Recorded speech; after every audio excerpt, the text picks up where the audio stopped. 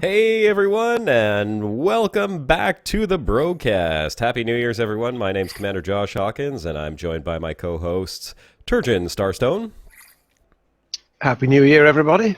and Mr. Greatest. Hello, Nium, and good New Year, everyone. It was one hell of a year, I gotta say. We had a lot of fun on the Brocast last year, and today we're going to spend a little bit of time talking about what we did in 2016. We'll talk about some of the guests we had on, we'll talk about some of the events we had, and we're also going to talk about some of the things that we're looking forward to in 2017, because, gosh, I mean, really, the broadcast has changed so much since it first started. I guess it's a good thing. We've got some new people on here. We've got new viewers. We've got new guests, and there's new games that we're playing. Next year, 2017. I guess the viewers are to judge that. Yeah, the viewers are to judge that. Hey, let me bring up the actual broadcast here, so we're not staring at the thumbnail. Hey, everyone! Happy New Year! And we see a whole bunch of people in the chat already. Tim. General Ghost, Commander Vibe have oh goodness, hold on a second, I can't even read that one. What was Oh it? God, Morpheo it's that Trades. face again. It's my New Year's face. What can I say? It's a good thing you didn't see me last night. Happy New Year, everyone. Oh, I didn't look any better, I can promise.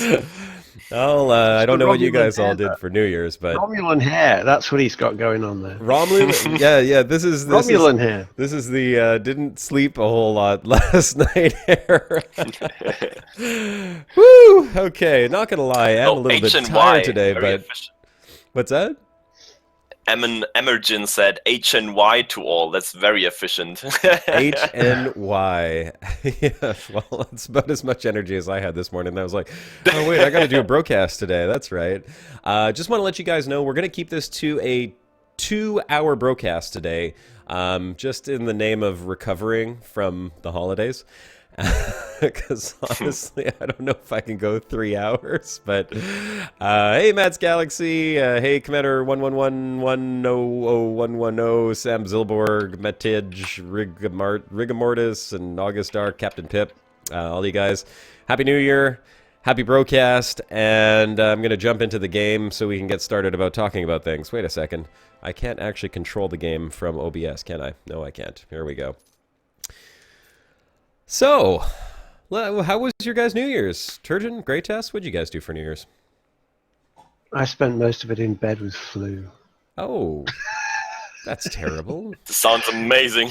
Yeah, that was my holiday from the 20th until yesterday. Actually, I was just essentially out of everything with this bug. So Oh, I'm sorry to hear that. great, happy holiday for me. You weren't kidding when you said you'll see if you can muster up 2 seconds of Oh energy. yeah. Are you at least feeling a little better now? Oh yeah. I'm mostly human today, in as much as I ever am. Anyway, Mostly Not human. Targoid anymore. in as much as I ever am. No, I was that big virus head that we had Yeah. on the broadcast thumbnail. Well, I at least didn't have to fight with any illness or something. I was over with a friend of mine, just having a big feast on raclette. I guess you know what that is, like where you have those little pans and you put stuff in them and you basically cook them on the table. And that's pretty yeah, cool. we sat there for like 4 hours straight and we're just eating away. Sounds like a good German New Year's. Oh yes, it was fantastic. And then at 12 o'clock we went out and yeah, just had a small collection of fireworks. And my cousin actually had his gun with him, not like an actual gun, but those blind fire guns with no bullet in them. A blank. And he was shooting away like a madman, but it was very fun. I saw actually yesterday on a video German New Year's, and I was pretty surprised because I guess you guys don't have the same type of fireworks regulations that we have in North America. What would those be? It was What, like any? yeah, like any, like you can't just shoot fireworks off right in front of your house in Canada. I mean, there's certain days where fireworks are permitted, and I mean, even buying fireworks, it's a little harder to get them here. You don't just find them in every store. Like I know in the U.S. you can buy fireworks pretty much anywhere, and I don't know what the regulations are there, but like here you can't just go into your backyard and light fireworks anytime you want to. Yeah. Okay. Well, in the UK, they're only generally available from sort of like November for November the 5th, Sky Fawkes Night, and at Christmas. The rest of the year, you have a very hard time finding fireworks, but nobody cares if you set them off in your garden, as long as you don't Well, set fire here to you somebody can else's actually house. only find them after Christmas until New Year's Eve. So it's only like a week where you can actually buy them, but then you pretty much get them everywhere you want. And you can actually fire them pretty much everywhere, unless you, of course, you can't, of course, damage another one's property, of course, but other than that, you can go pretty much everywhere, and most people are quite tolerant. You can fire a little bit earlier, and let's say the day after New Year's is still okay to fire the rest what you didn't fire on New Year's Eve itself. So you mean like New Year's morning at like 9 o'clock? Just go ahead and fire off your fireworks. Occasionally hear some pops in the distance somewhere around here. No, that's still okay. Nobody will actually complain about that, I think. I never heard of stories where somebody got arrested for it or something. Well, it's pretty loose here, yeah. I want to share with the viewers right now what actually happens in Germany, because I didn't know this until last night, and it's funny because my wife's best friend is from Germany. You saw that on the news? I saw it on a video. I guess it was on YouTube or something. Yeah, there was a video, I think, of a fireworks display in the streets of Berlin, I think it was. It was like, it would look like a suburb. It was like just suburban houses all over the place and fireworks going off everywhere. I thought that was awesome. That's pretty much it. I mean, that's really cool. I gotta say, if we could do that here, that would be amazing. You know, everyone just go out in their front porch and light their fireworks off. Of course, I'm assuming that the paramedics and fire stations are all on standby for this New Year's celebration. Yeah, because today they actually said that this New Year's was pretty bad in that terms. They had to do a lot, like the paramedics and the fire department had to do a lot of work apparently. So the balance is rather bad this year, but usually nothing too bad happens, I'd say. I can't imagine that it would be completely uneventful on most years, considering the number of fireworks that were going off. I mean, I'm thinking houses catching on fire, people blowing their hands harmless. off. Unless you handle them incorrectly, most of them can't really do harm to anything. Well, that depends on the fireworks. Depends on the person lighting them too, right? Certainly, maybe the also length of your lighter. The alcohol levels involved, of course. Yeah, the alcohol levels involved. This is the golden days of my youth, where you had incredibly dangerous fireworks because it was an age when people actually trusted people with things. They're all gone now. Yeah. Anybody with anything. So there's fireworks you can buy down the shops are just little squibby things to set up in your garden. There's never anything chronically dangerous, not like in the old days. I mean, also where you live, Turgeon, the worst that's going to happen is... My dad used to make his, because, you know, he's a general practitioner, and his brother was a pharmacist, so between them they managed to sort of cook up fireworks on their own with their chemistry knowledge, because they actually trained you in proper chemistry back then. Sulfur, saltpeter, and charcoal. Made his own fireworks. Pretty sure that's all you need, and throw some iron shavings in there if you want some color. Oh yeah, you want many colours, the wonderful colours, many oxides. Colors.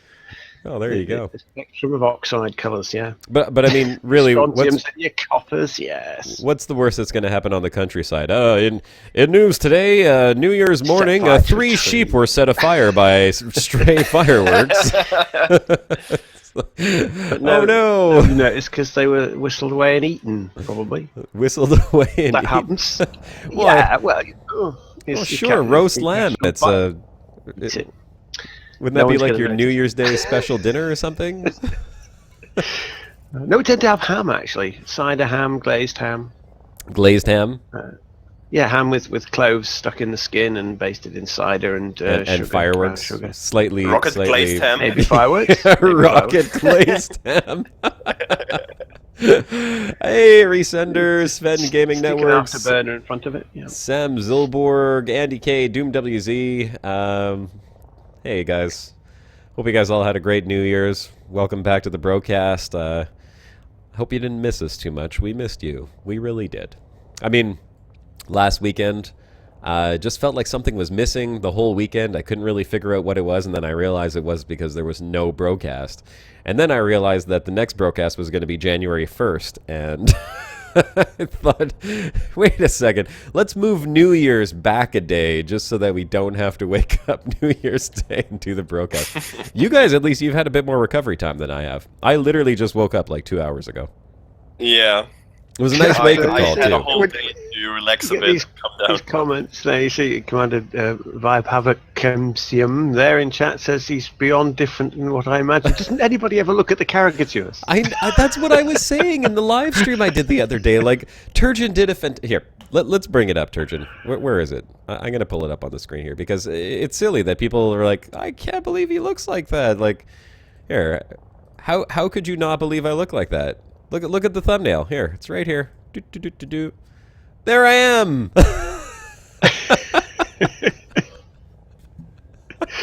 It's like they have this mindset that you're some like huge fat blonde person or something, and they go, "Oh, he doesn't look anything." Oh, no, looks like that.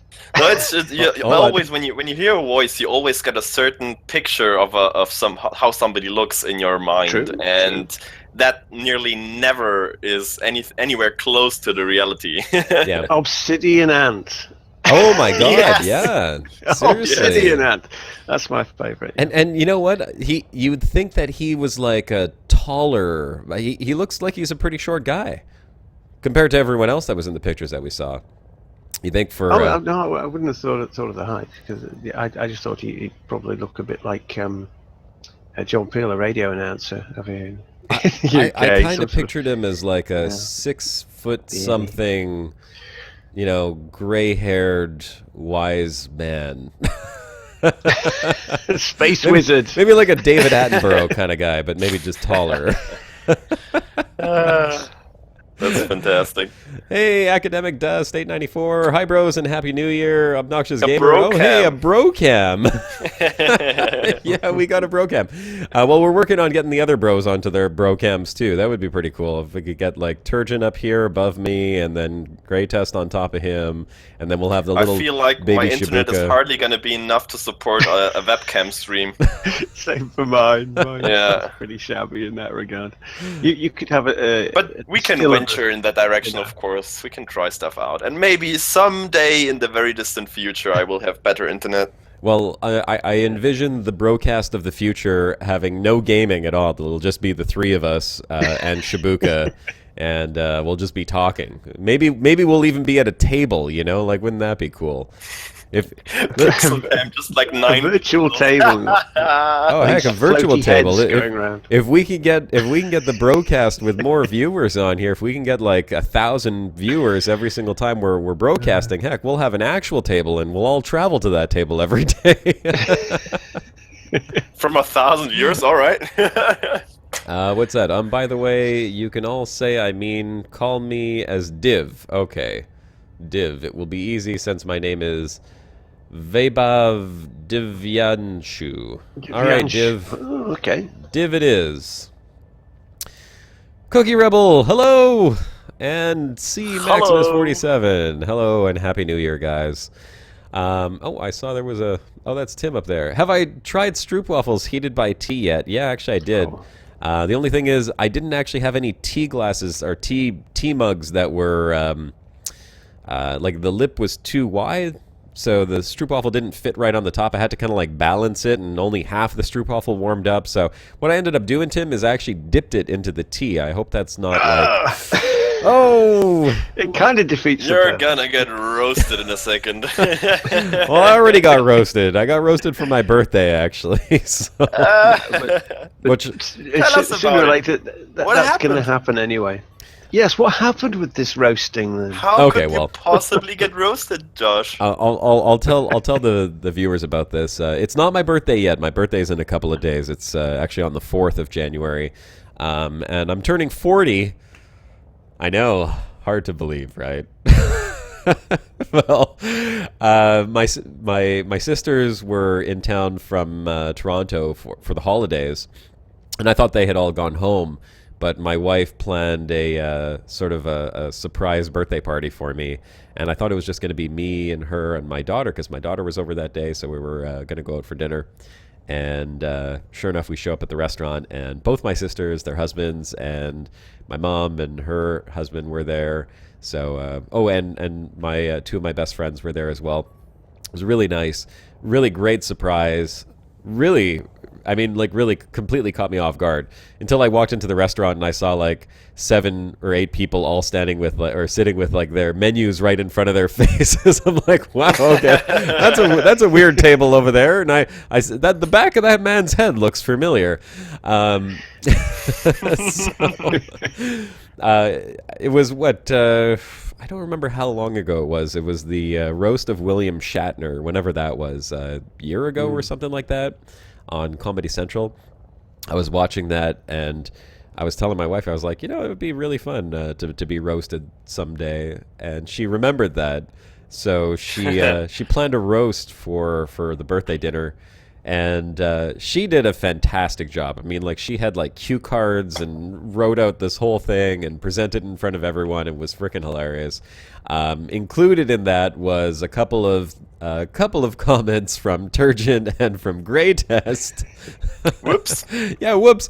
I mean, this is my wife. She's very creative. She reached out to my online friends and my community to roast me. So. Yeah, you find a sympathetic ear there.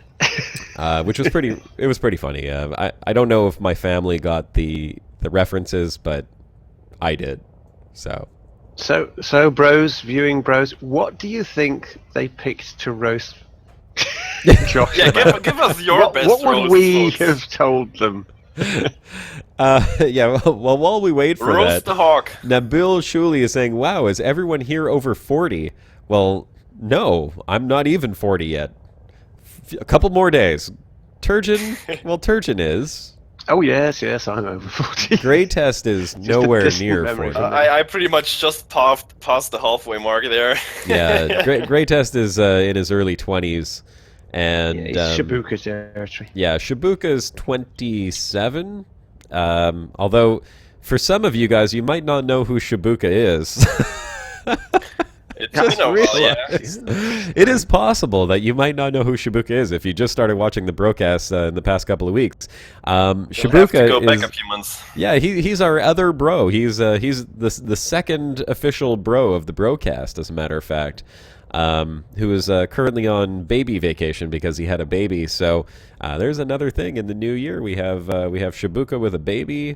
We'll maybe have a new bro somewhere down the road. Mini bro. So look at the age distribution. That's pretty cool. Look, we got 18, 36, Interesting, yeah. 22, 42, 20, 32, 37, 34, 50 in May for Academic Dust. Hey, congratulations, man. 25, 47. X-Men 2008. You are late, but hey, not too late. We're only, 20 minutes in? So not too bad. We got Rodney Peters 63. Yeah, we got a great age distribution of our viewers here. Yeah, 46, from very young 51. to actually pretty old, or very ripe, I'd say. Venerable. Man, don't get old. Man, get ripe. Experienced veteran. Yeah, we ripen. We ripen. 47 in a couple of weeks. That's the distribution of the elite community right there for you. Yeah, that's Yeah, one of the things that pretty I absolutely love about the elite community is the distribution of the age group that we have here, and especially, I mean, I could see that with my subscribers on my YouTube channel as well. Sorry, guys, a little stuffed up. I think it's staying up too late and drinking a bottle of rum and waking up at 1 o'clock. The distribution of my subscribers over YouTube, I could see the exact same thing. It's like the average age group that subscribes to my channel is like between 27 and 45 is like the average. So and I have a few that are younger and a few that are older, but it's great. I really like that type of community. It's much more mature. It's a lot more fun to converse with, and Josh, please don't blow up. Avoid the stars. Yeah, Yeah. General It's- goes there for roast. interesting that Just watch the General stream goes where like Josh that. gets well made by 2 stars. Because I not only said that to Shannon, but Yep. I gave it the direct link to that specific moment in the video, so she could watch it herself. Yep, and she brought that up. As a matter of fact, that was one of the things that she said. You know what I should do is I should go get her cue cards that are over on the table, and I could read you out the roast that she did for me. Yes, please. Okay, I'll go ahead and do that. Here, hang on one sec. I'll be right back. Yeah, going for a warmed over roast. It wants a second helping of roast Hawkins. Is it then? Is there roast chicken? Because I guess hawk would be chicken Hawk. rather than roast beef. Yeah, it tastes like chicken. Exactly. All right. Which would be, hang on, where are we? I've got that one looking here, haven't I? So, Yes, that one. oh, was there a sub? Sizzle, Mr. Hawk. Nom nom. Tastes like chicken. Tastes like chicken. All right, so she's got this whole thing laid out on cue cards here, which was amazing. It's quite the lengthy speech. Now, I don't know if it's going to be as funny if I read it out to you guys without a whole crowd in front of us, but I'll read it out to you anyhow. So, she said, Josh, remember when I told you while we were watching William Shatner getting roasted that I would never want to get roasted? And you said you would because you don't take things personally. Well, I remember everything, like almost every woman, because tonight we're going to roast you. Now, I know some family members feel uncomfortable with making fun of you, but I don't. So, I'm going to do my best. And she really doesn't. But it was funny because I expected everyone was going to get in on the roast, and honestly, like my sisters didn't want to roast me, and my mom didn't want to roast me. My mom's like this very like everything's got to be very positive, so she thinks a roast is a negative thing. And I think Shannon tried to explain to her, she's like, it's fun, you know, it's just about fun, and no, she couldn't do it. So let's see what she said here. Sweet, intelligent, good-looking, charming, interesting. Well, enough about me. It's not often I get the opportunity to talk about someone intelligent and respected, but tonight I have to talk about Josh. In all the years I've known Josh, I've learned something. I've learned that he is smart. Sesame Street smart. Throw a shiny new toy in front of him and help me, Obi-Wan Kenobi. You're my only hope. Actually, it's funny Josh is here tonight. Getting him to leave the house is like getting Frodo to drop the ring in the fiery pits of Mordor. And I'm like Sam, begging and pleading. Hey, okay, I'm not going to defend myself. I'll just read through the roast. Josh's idea of getting out and going to dinner is takeout or the drive-thru that has minimal human contact. When I ask Josh to come to a party with me, the light from his eyes drains and he turns white like Dracula. Maybe I should take a hint from all those Anne Rice vampire books that he has. Now, you don't know him like I do, but my husband is a brave man. In fact, I'd say his balls are the only thing bigger than his head. In fact, again, if having a big ego were an Olympic event, my husband would be captain of the dream team. He knows when an idea is good when it's one of his own. Sadly, if I wanted to kill myself, I'd climb to the top of his ego and jump to his IQ.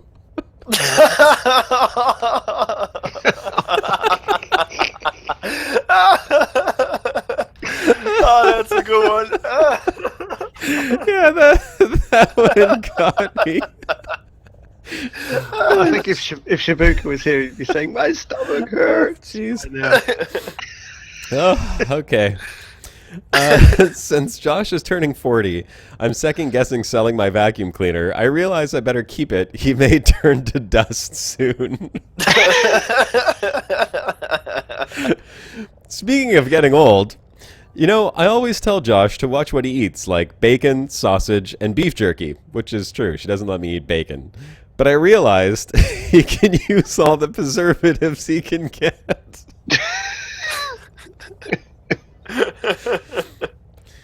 Thank you, Shannon. Thank you.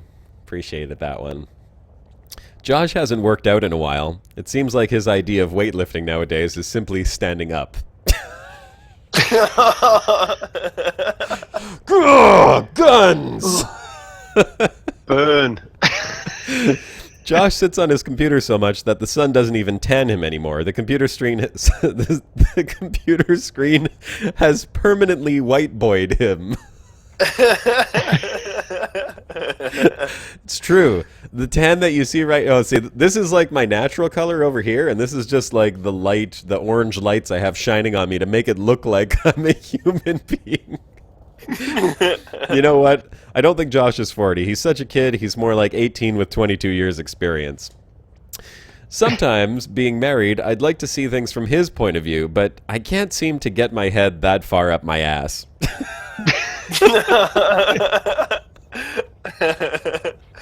Wow. That is brilliant. Josh took an emotional intelligence quiz the other day and scored 48%. We don't give Josh enough credit for managing not to be a sociopath. The funny thing was, right as soon as she said that, they started carrying the cake in and gave me a huge knife, and everyone started singing happy birthday. So it's like, way to go, handing the sociopath a giant blade. Josh, I want to know, actually, as an outsider, what do you think of the human race? I reached out to Josh's YouTube friends who help him host his live stream every Sunday to see if they had anything funny to say about Josh, and many of you may not understand these references, but Josh will. So, first is from Turgeon. The first thing that comes to mind is how often the name Josh Noobkins seems to come up in the live streams. Usually when Josh makes some elementary mistake of cringeworthy proportions, like going into external camera view with his ship already like going into external camera view when his ship is already facing with his I can't read this. When his ship already has its face practically pressed against the star. Yes, that does happen. There was another show where he had 20% worth. That's 20% worth of my hull. 20%. Right. Oh god, I lost so much hull. It wasn't even funny. This is fine. There was another show where he had the lads from Radio Sidewinder on, and a guy named Coal Glider kept drawing attention to how Josh just talked and talked. I believe the topic of Josh liking the sound of his own voice came up. Yep. That ties in with the repeated vocal fry references they make on his Brocast show when Josh puts his radio announcer voice on while still claiming he doesn't. I don't know what you guys are talking about. This is just the way I sound. And then there's the little hawk that pops up on the screen whenever someone subscribes to his channel. Now, every time the hawk screams, he gets his ego slapped. That's true. Anyway, 40 is a momentous milestone. I wouldn't know anything about that, though, yet, because I'm young. That was Shannon saying that, of course. But I chose to host a roast for Josh because it seems fun and fitting. The fun part has been thinking about all the awesome relationships that Josh has made over the years. Sorry, I mean the ones that already exist. Let's raise our glasses to the Sesame Street smarts Josh because I effing love him. Yeah. Thanks, Shannon.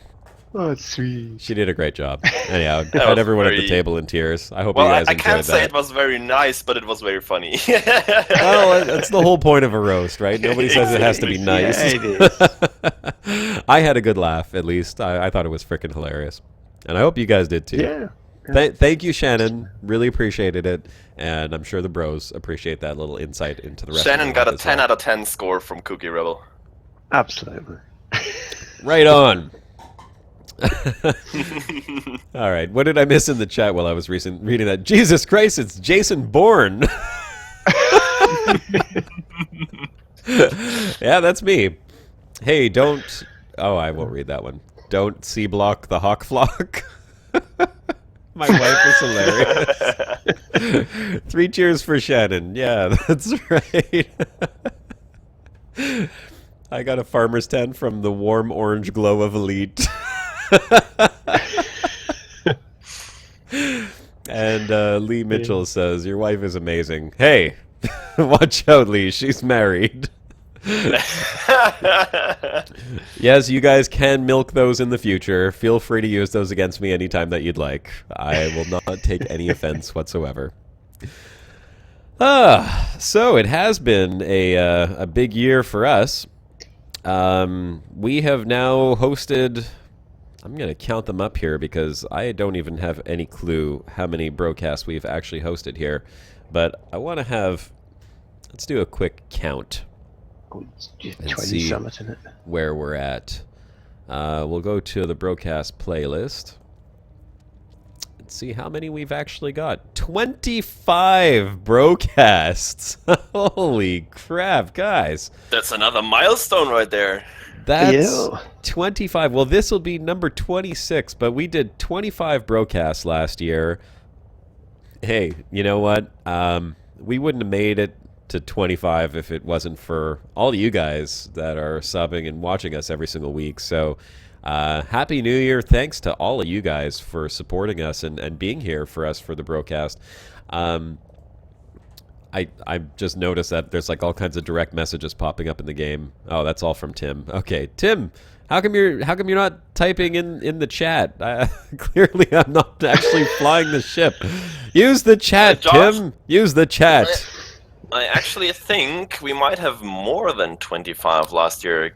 Maybe you didn't put some of them on the playlist because I went through all your videos. Let me count again. It's yeah, 1, 2, do a quick count. 3, 4, 5, 6, 7, 8, 9, 10, 11, 12, 13, 14, 15, 16, 17, 18, 19, 20, 21, 22, 23, 24, 25, 26, 27, 28, 29, 30. What?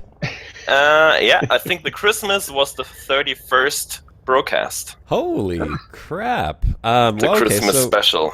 I definitely missed a few. Are you counting... Apparently. Are you counting only broadcasts or live streams? Counted all the broadcast podcasts. Wow. Okay. Well, 30. So you know what? I got to add the other ones into the broadcast playlist. It's just I must have somehow missed those. Well, here's what I've got. I've got this broadcast thingy-majiggy bobber over here. So 2016. Let's take a look at some of the broadcasts that we did. I don't think this is any particular order, is it?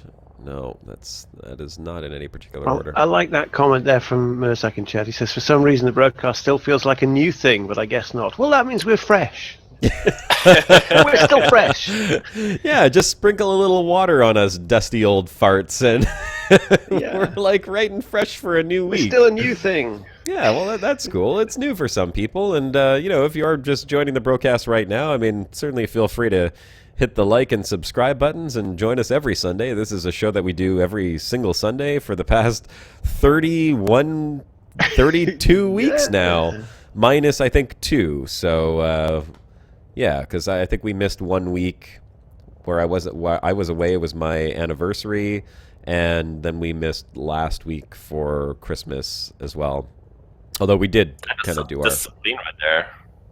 Yeah. Broadcast is brought to you by the number 31, says Molitar. Div is wondering if he's the only Indian guy here. No, you're not the only Indian guy. I am also very Indian. Can't you tell? My nice light Indian complexion. I could try to be an Indian guy. I would love to be an Indian guy. It's like free tan right there. You don't ever have to go outside into the sun. My buddy's from Mauritius, and oh man, I'm so jealous. I wish I had nice brown skin all year round, you know? Because if you don't go out into the sun, it gets a little lighter, but it looks like you have a nice tan. Then when you do go into the sun, you get a really nice tan. It's like Brazilians. Hey, well, I'm going to... here's what I'm going to do while we talk about other stuff. I was on the Galaxy map before, and I just set a whole bunch of little bookmark waypoints for myself. So I will go ahead and start jumping around Whiteness intensifies. That's X-Men. That was actually quite a good impression. Hey, I could do more. I've got Arnold. I could do an Indian Arnold. Cookie Rebel is a Danish gamer. He's beyond pale. Danish gamer. Yeah, that's true, right? I don't think you guys get quite the hot summers that we have here in Montreal, but like Shannon said, I don't go outside often, so especially now that I have the Brocast on Sundays, I'm even whiter than I was before because I have an excuse not to go outside. It's like I have to stay inside, hon. It's the Brocast, 3 hours. That's the. Can't help it. No, I can't help it. It just That's right. has to be done. It has to be done. Unless we were to move the Brocast to a different day and time. Play with your friends. Is that what it is? Go outside and play with your friends, Josh. Mom, no, I've got to stay in and do the Brocast. My friends are all indoors. They're all there. Yep. Some fresh air, man. That's it. Cookie Rebel lives on a planet orbiting Sag A star. There's a Brazilian reasons to get it. Yeah, well, unless you're Scottish, in which case you're blue. So you don't worry about being white in Scotland. You're already blue. Translucent. So here is the list of broadcasts that we have from last year, and let's take a look and see what were some of the more fun ones that we did. I have got, in no particular order, Once upon a time, there was a folk who started a broadcast. I could sort it by oldest so that I have a better idea here. The first Elite Dangerous Brocast podcast live stream. What was that? It was testing German. 22nd of May. 22nd of May was the very first broadcast of last year. I'm going to just mute it and skip over the video. You know what I could do is I could play some of these on the screen, actually, just to see what we had going on there. I could do that. We might have some commercials pop up, but yeah, let's go ahead and relive some funny moments, or some moments at least from previous broadcasts. This is not like edited in any way, so I'll probably be skipping some video, but we'll see if we can find some funny moments as I point myself away from the neutron star and not gently glide into it. Here, let's go ahead and pull up this, and I will bring up. Where do I have a video here? Shibuka Vision. There. Oh, not that Shibuka Vision. Shibuka Vision. Okay, Elite Dangerous Brocast Podcast. Yes. Hold on. Give me 1 sec so I can pull it up here properly. Subregion. Oh, OBS. Work with me here. Work with me. Thank you.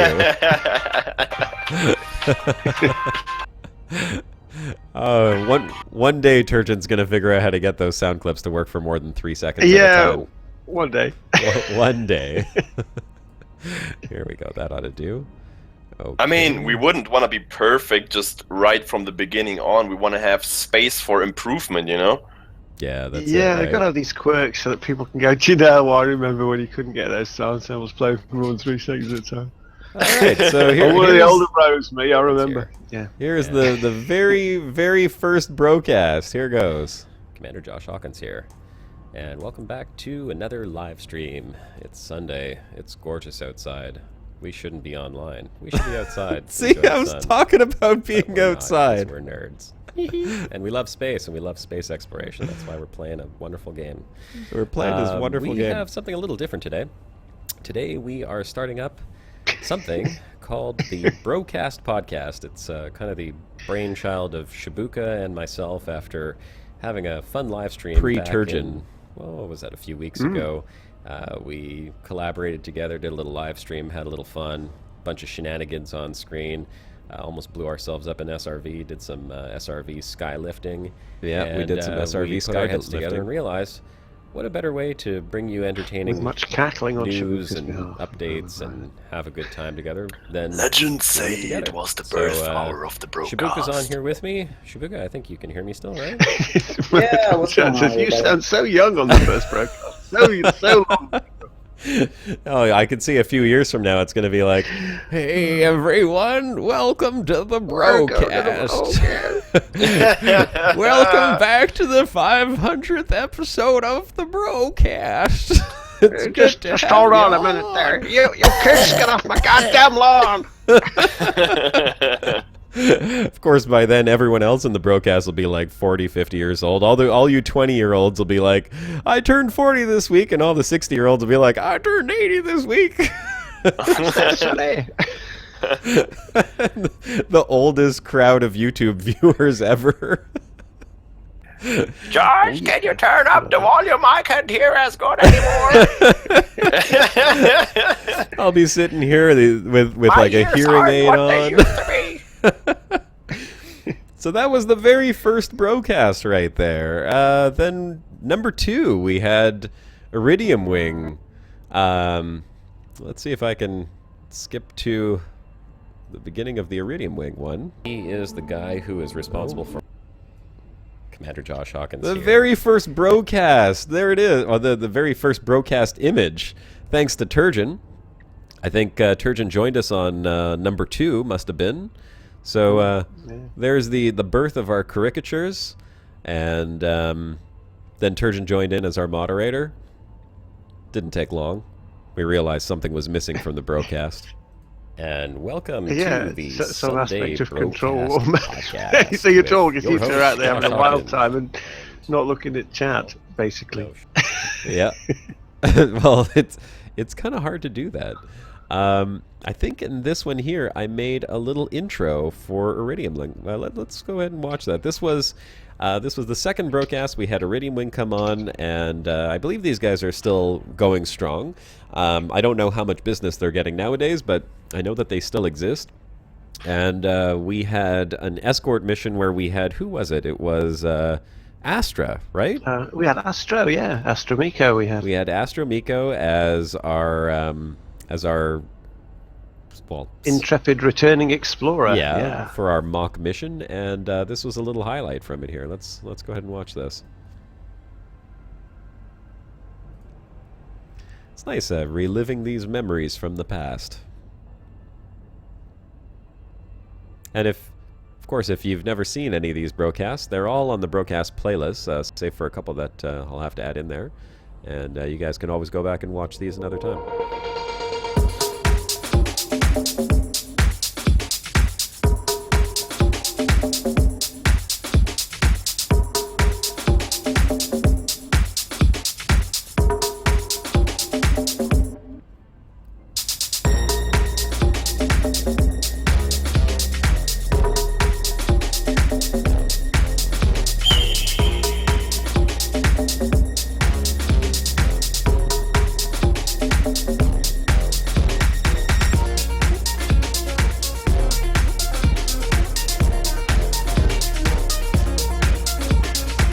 When the broadcast became worth watching, says Cookie Rebel. I guess he's talking about when you joined in there, Turgeon.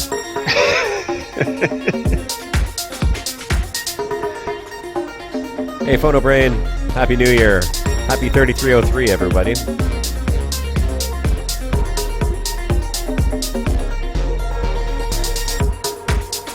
Well, Everybody chaos. hands up and dance.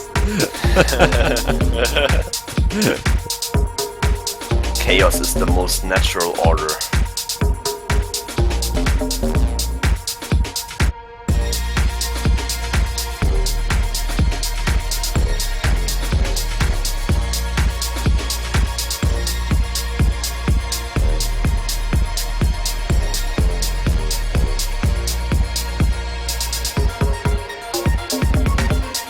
Welcome to the Bro Rave. Yeah, you know what? I might have to remember to put the music onto this one so I don't get a copyright infringement in the description. I'm pretty sure I have that on the original video, but don't worry. The rave music is going to stop in a second here. Although I kind of dig it.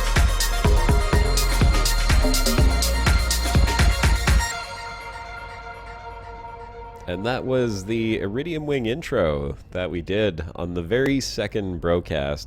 And then after that, we proceeded to do a mock mission where we had Astro Miko as our returning intrepid explorer, as Turgeon just mentioned, and Iridium Wing escorted her back. It was incredible. In fact, just for anyone who's not used Iridium Wing before, if you're an explorer and you're coming back from your exploration trip, look these guys up. We have them on Discord. Get in touch with them, and they will literally make sure that you get back to the station of your choosing in one piece. And it was fantastic. Watching them do their job on that broadcast was a lot of fun, and it was really cool to actually see them being so organized and doing such a good job. There we go. What was the next one? So then after that we had the Crab Nebula expedition. That was who was our guest on that one? We had Atomic Bomb, the organizer for the Crab Nebula expedition. Yeah, that's right. And that was a big one. Do we know whatever happened with the Crab Nebula? Who participated in the Crab Nebula expedition? Anyone here from CNE in the chat? Go ahead and put CNE in the chat. Shibuka took part, didn't he? Yeah. He usually if there's an exploration gig, he's on it. He did, but he didn't spend too much time with them, I don't believe. I think he was only in there for the beginning.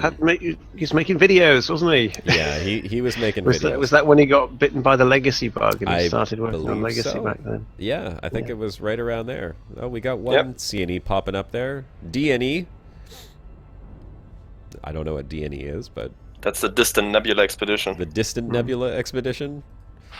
What did we have after that? We had Cancrovantus came on in the next one. Wow, is that it? Just one CNE member in chat right now. I'm surprised. I am surprised. There was quite a few people went out on Crab Nebula Expedition, actually. It says we need someone on the stream who talks as much as Josh, so it would be balanced. We've got someone. It's Josh. Yeah, I mean, do you guys really need two of me? Really? Think about that. Think long and hard. I don't think that would be a good idea. It's hard enough to squeeze a comment in there when both of Turgeon and Josh are talking. Yeah, no kidding, right? Yeah, constantly going on and on and on. Makes me wonder why we even got a third bro in the first place. Like, yeah, geez. I'll go. Bye guys. See you later. See ya. So what did we have after that? We had Cancrovantus came on from Sep, and we talked about Sep. That was a fun episode. Cancro was a great guest. He's an awesome personality. Yeah, really. He's a good friend of mine outside of the broadcast, or even a bit outside of the game, and just keep talking to him about stuff. And I like him. Is he from Germany as well? Oh no, he's from New York. Oh, originally he's actually from Venezuela.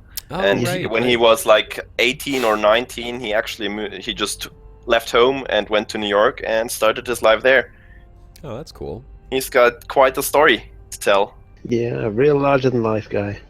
Oh, right. Tim just said eventually the Dutch Challenge became a thing. I'm going to put together... And that was in the Gamescom episode of the broadcast. Was it? Yep. Oh, here, Tim PM'd me a link to the first one he said. Yes, give me a link to it. Okay, I'll bring that one up when we get to the Gamescom episode. Actually, Cancro was such a fun guest that that episode that he was on is one of the ones where you hear in the broadcast intro. Yes. It's because like you didn't play at the beginning of this. No, I didn't. I was a little unprepared. I was running short on time. My buddy stayed over last night. We were well, I'll tell you about my New Year's. Excuses. Happy New Year's too, Quirky.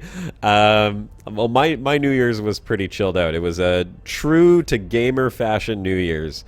My wife went home to visit her family for New Year's. And since we already celebrated my pre-birthday party and all of that, I got stuck here with the dogs, and my buddy came over, and we had a Diablo 3 New Year's Eve, and that was... Oh, what a terrible hardship. No, I've got to stay and look after the dogs, you see. Let's look at right. Let's fire up Diablo 3. Well, it was for me, it was a great New Year's, actually. Yeah, I mean, absolutely. I'm sure that no gamer will argue that hanging out with your best friend and playing video games on New Year's Eve is always a lot of fun. So we made sure that the minions of hell did not invade the planet and take over for 2017, and we geared up my Crusader at the same time. And I will say that there was a build I wanted to do for a very long time. It's a Thorns-based build. There's a few items in the game that, and this is one of those mechanics that I never thought would actually be viable in a build, is the Thorns build. If anyone here plays Diablo 3, you know that you can. There's tons of ways to build your characters, but I wanted to do something where I didn't have to hit anything, where everything that hit me would take so much damage it would just die. So I finally found a good Thorns build for my Crusader. It's called the TON, the Legacy of Nightmares build. It's called the Long Bomb, I think it's called. Lawn Bomb or something like that. And excuse me. It's basically, your build is, you have no primary attack. So it's kind of one of the weird things about it is that when you are, if everything's on cooldown, you don't have anything to press because you have no basic builder or primary attack. The build is completely based around Thorns, and it's based around the Legacy and Nightmare set, which is the Wailing Host and the Litany of the Undaunted ring set. So that set is, if you have the 2 rings on and you are benefiting from that set bonus, every ancient item that you're wearing gives you 100% more damage as long as you don't have any other sets on at the time. And it's amazing. So my whole build now is just ancient armor on every single piece, no sets except for the Legacy of Nightmares ring set, and I have like so much damage. Even without the right pieces to the set, all I have to do is run around, and I run around and everything dies around me. I don't even have to touch a thing. So it's a pretty hands-off kind of build. It's great for farming. It's great for speed farming if you're doing like Nephilim rifts or greater rifts. A lot of fun.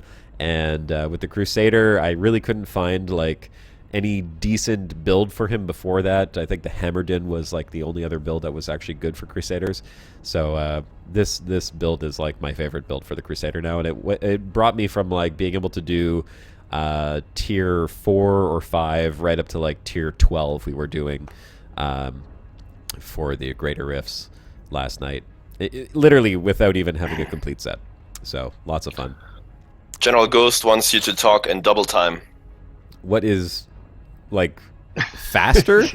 Yeah. Fast enough already. Yeah, I was trying to rush through that because I didn't want to bore people with too much Diablo talk when we're kind of like doing a Elite Dangerous. But I guess this is the You tell them to stay a while and listen. Stay a while and Stay listen. a while and listen. Sit your ass and listen, or I'm gonna have to beat you. Spoiler alert: Deckard Cain dies. Uh-oh. What? True. I know. No. But they replaced him. They replaced him with his tome. I think it's like the Tome of Cain or something like that. You go and you click on the book, and it just identifies all the items in your inventory. It's which been is so long for me. I do remember that something happened there. I did like the story, at least the part I played, but I didn't touch Diablo 3 in ages. No. Replaced by a goddamn book. Yeah, that's right. I'll get the Union on you. Roger Union replaced by a goddamn book. Rick and Mortis says, "Okay, Sean Connery, you sit over there." Juan Connery. It's just Juan. Juan Connery. Juan Connery. All right, so what other Brocast did we had? Then we had the Maya run, which was our Sidewinder race event, which I believe the winner is here today. What? Where? If I'm not mistaken, Grey Test, you took home Nope, the... I didn't win the Maya run. That was Cookie, I think. That was that was Cookie? Cookie Hole. Cookie Yeah, hole not won Cookie that Rebel, one. but Cookie Yeah, Hole won. Cookie hole. Oh right, cookie Yep. hole. Yeah. Well, here I've got a little image of that. Let's see if I could pull this one up here. What happened? Doesn't want to come up anymore. Hold on one sec. Oh, weird. Yeah, sorry, Cookie Rebel. We have to distinguish there. It's 2 cookies in one place. Too many cookies. Okay, here I have to just. You reset can the never screen have for too some many reason. cookies. I saw someone. I think was it Rodney Peters was just asking, did I finish all my stroopwafels? No, I didn't finish them all yet. I have a few. I think I have like 3 stroopwafels left, and then I have half a box of the honey ones, and then I have half the bag of the little baby stroopwafels as well. So here is. This was the Maya run. This On was his right at way, the very he's got beginning. there by now. Let's see. This was. As far as a getting screenshot close to goes, can you get everything? Let's see if I could just get to the beginning of it, which it was Yeah. a fun. The start was that works, actually that- pretty awesome. Yeah, the I start think was I a lot of the fun. first one to So, reach I my can ship only and then see just Tommy. boosted away. That was very fun. Gonna see if I But can. somehow Cookie Hole, like I think he's a Yeah, he's a buckyball. help me. Yeah, it's a buckyball. Buckyballer, yeah, so totally. ridiculously fast. He knew like every trick to speed up his travel, and Yeah. he beat me. I think I had a little head you- start in the beginning, but he just mercilessly Oh, overtook me at the way. Absolutely. Here we go. It's one of these things where you're gonna suffer heat damage, so you have to minimise the damage that you suffer for that technique. Okay, If here's the you get there beginning. fast. Here it is. Get to local chat. I don't know why I'm stuck on sending a message to. So we had. I really think. making me Because you're getting targeted. Yeah, I- Captain Tip, that was the rare goods race It where thinks you it's went being were held. second place, and I beat you. You shouldn't have given me that tip with the boost. Forward slash The boost. Hey, wait a sec. What tip with the Yeah, boost? I like one of met those him that's gone at one of the through stations, Diablo, and Oh. he told me, yeah, I'm using Jumponium, or I used some at least, and I was like, oh, I didn't even think about that, and then I Yeah. just took off, and he had no chance of catching up with me again. So here's the beginning of the race. Let's just watch this. This was a bit of a scramble. We had everyone start in their SRVs, and their sidewinders are lined up ahead of them there. Proper Le Mans start. All right, let's Oh. do this. And it was quite the scramble too. I mean, it's pretty funny watching everyone scramble over to Oh their my God! sidewinders. You can see Shibuka's up in the top left-hand corner there, the little Shibuka vision. His is on a bit of a delayed stream though. It's like little So, bugs flying all over the place. he had already People spitting started. out. I hate low gravity planets. And some people got to their ships Yeah, they've really made fast them more too. low gravity, freaking out, as 2.1. always. So we'll just watch them get to their ships. It was this was probably the most exciting moment of the whole thing too, because after that it was kind of hard to watch the race. It's unfortunate when you have such a huge galaxy and people are jumping from one system to the next. There's no way really to track people properly other than just from their commander location icons on the galaxy map. But this was a fun start. Everyone started off in their SRVs. They raced over to their sidewinders, and And there I go. and there you go. Okay, we've got. And someone got Wow, I stuck. really was like 10 seconds, maybe even more ahead of everyone else. Yeah, now you Yeah, get to there's see. the next one taking off. It's Wow. a start to the race. There go 4 and 5. Yeah. It was a little bit of a slow start for some people. I'm not sure what happened. It seemed like some people were having trouble getting their sidewinders off the ground. And then we I think had- some people actually had problems getting them back under the sidewinder because the landing gear in front is one single landing gear in the middle. So you have to squeeze yourself through the side or come from the back side. So you have to maneuver around in between those sidewinders, which was kind of tricky. And then, if I'm not mistaken, the first jump was on the opposite side of the planet. So once you guys got off into orbit, you had to fly around the planet to actually jump into Super Cruise, right? Sorry?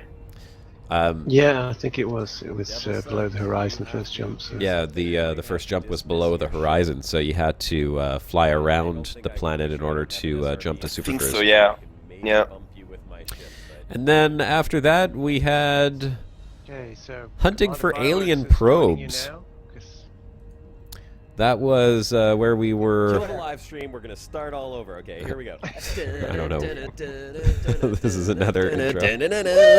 Hey everyone, Commander Josh Hawkins here, and I'm your host for the Brocast, joined by my co-host.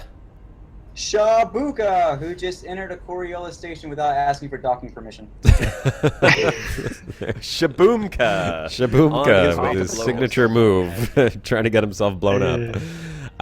We went off with Cannon that day, looking for probes because. Why were we looking for probes on that particular day? I think that was right around the time when the whole storyline with the Thargoids picked up the pace, and things became more urgent. Those probes and the unknown artifacts started to pop up, and people figured out what to do with them. That's right around where all that started, and that's why we joined in and trying to find one. That was June 26th, more than half a year ago, and yet we still have no developments on these darn Thargoids, do we? Yeah. Well, winter is coming, and winter supposedly is between December and January, so I hope something will happen soon. Yep. Here's a quick shot from that Brocast of the unknown artifact and the unknown probe, and that's what it was. Right? It was the unknown artifact that had popped up. Yeah, it was the UAs. Artifacts are the ones with those little cylinder things on the back, I think. Yeah, these and the ones over probes here. are the ones with the on the left. Yeah, Right. exactly. So there was like a new alien thing that had popped up, and everyone was freaking out. And I guess for some reason we thought that there was something on this planet, and we flew around for a very long time, only to find nothing at all. Yeah, we could only get them by shooting T9s at that point, couldn't we? Yeah, it was Remember through rightly? the. It was like the Class 4 UAs or unknown. Whatever the heck they're called. I don't even remember. Something like that. You had to shoot those T9s that were being escorted by like a million pythons and anacondas and stuff. Yeah, those military convoys or something. I remember. Then the next episode, Brocast, so many space games, not enough time, and you can tell by the thumbnail on that one there that that's when we started expanding out into other games, and I don't remember which one we played on this one here. Oh, it was Kerbal Space Program we played on this one. A little bit of Kerbal and a little bit of discussion about Elite Dangerous because and Star Citizen as well. It looks like we covered all three games because if I just scroll through, I could see Kerbal, I see Star Citizen, I see Elite Dangerous, and that's when No Man's Sky had not yet come out, but I had added the logo on there. And I think we were going to start playing some No Man's Sky relatively soon. I think a few more episodes down, we actually got a little bit of game time in there. And then this one here is the Gamescom one. Patch 2.2, The Guardians, Gamescom announcements, which I will go to Discord right now and take a look at what Tim sent to me. Because Yep, that's the one with the first Dutch challenge. Maybe you can find it and see how you did back then and compared to now. Yep. Maybe you can correct yourself. I've got it right here. Let's see if this actually works. Yeah, this should work. Here we go. So, with this one here, the Gamescom 2016, with the reveals, was the birth of the Dutch Challenge. And if Tim sent the right link, this should be it right here. Yep. Yes, You know what it's linked called? everything in there. Real quick, Turgeon turned it down, but I'm going to try and say this in Dutch for Tim. Here it is. Oh God, here we go. I'm about to anger a bunch of Dutch people. Koeen Milkan is in work. War ik me bezieg me owl. I did not know you spoke Thargoid. Wow. Chat, a couple little like tongue clicks in there. I am Bit of antenna completely noises. lost. What exactly was that supposed to be? It was in chat. We haven't got anything, Tim have we? requested us Tim to say wanted something to in say- Dutch. Oh. I probably just insulted like the Yeah. entire Dutch community with that. Shabuka's like, I probably just insulted the entire Dutch community. Yeah. Turgeon's like, I didn't know you spoke Thargoid. Oh was so good. Good times. That is so good. Oh my god. So that was the birth of the Dutch Challenge, and then every episode after that, for probably another 30 episodes almost, we've had a Dutch Challenge, which we will we've been need to continually do embarrassing ourselves today. Yeah, well, embarrassing ourselves and we don't need people roasting us. We roast ourselves every week. Exactly. I'd like to do a compilation of all the different Dutch challenges. I think that would be kind of a fun video to put together. Then, what did we go to next after that? We'll flip back here, and then we had The Hunt Begins. Oh, right. That silliness. That was, It was green with rage. Shulka. Yeah. That was the hunt that everyone joined in on, this giant community thing that was going on where we're trying to meet these guys at these particular times and figure out the clues as to what was going on. This was for the first crashed ship, right? That's what it was for. It was supposed to lead us to the first crashed ship. Did it actually bring us there? I don't think it did, right? I think we have to wait a little bit. It's so hard to remember because everything is just so fragmented in this storyline. Yeah, it was pretty fragmented. Looking back now at the timeline on it, you realize like how long it's been since it's been going on. Yeah, we're still waiting for development on it. I'm really hopeful that this next update, the one that they're beta testing and should be out now, is actually going to contain something on that. But hey, who knows, right? Maybe we'll have to wait till 2.3 for something on that. At least we can be sure that whatever should be in there, our community will find on a pretty quickly, I'd say. In 30 seconds or less. I'd say. Then the next one. If X-Death is around. Yeah, if X-Death is around, right. And if our science guy Shibuka is back till then. Yep. Our resident tinfoil hatter. Next up, we had Mars and Sparks joined us for the Brocast, and we did a little hunting Mars and Sparks episode where we had everyone trying to jump to them and take out Mars and Sparks. That was a little chaotic, as in traditional Mars and Sparks fashion, which was I supposed to be expected. We had some fun, and I think some people got blown up, including Shibuka, mostly. It was great fun. Naturally. It was great fun. And speaking of Mars, I guess we have a somewhat somber announcement to make in regards to that. Turgeon, I think you had put that in the announcements, did you? No, I don't think it was in the announcements. No, I've linked to in admin if you want to. In admin. Yeah. Well, for everyone who's listening right now, you might want to just go and send some condolences to Mars. It was a very unfortunate event. His father was killed by a drunk driver last night. As a matter of fact, very sad to hear, especially when it's around the holidays. I'll read out what Mars wrote here. He said, "I'm very sorry, everyone. My dad was killed last night by a drunk driver. I won't be online in game for a while. He was everything to me. We started playing multiplayer games before there was even the internet. We made computers together, and even with my son, who's 4, we played games online together. He was the best dad a kid and a grandchild could ever ask for. Love you guys, and I'll be reachable, but not as much. Still very in shock." Yeah. Well, he continued. I'll get a link to the Discord if anybody wants to pop along. Yeah. Yeah. You guys can hop over there and wish him all the best for the future. Yeah, it's a terrible thing. I mean, we all eventually lose our parents.